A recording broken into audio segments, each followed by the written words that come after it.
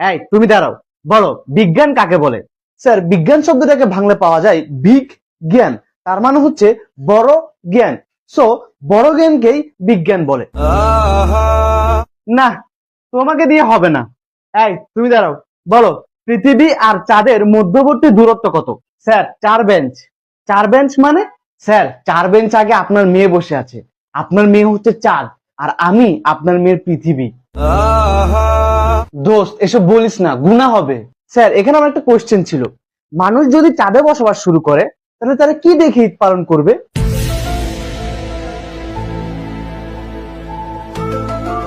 দোস্ত, ঈদ একটা পবিত্র জিনিস, এসব বলিস না, গুনাহ হবে। স্যার, এখানে আমারও একটা কোশ্চেন আছে, পৃথিবীতে থাকা মানুষরা চাঁদকে দেখিয়ে বলে ওই যে দেখো চাঁদ মামা, তার মানে পৃথিবী হচ্ছে চাঁদের বোন আর চাঁদ হচ্ছে পৃথিবীর ভাই, এ কারণেই তো তাকে মামা ডাকা হয়। তাহলে চাঁদে যদি মানুষ থাকে তাহলে মানুষরা পৃথিবীকে দেখে কি বলবে?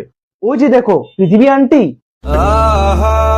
দোস্ত, এসব বলিস না, গুনাহ হবে।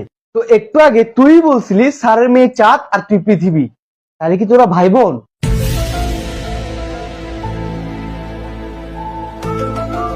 তোমাদের অনেক কোশ্চেন হয়েছে, এবার আমি কোশ্চেন করব।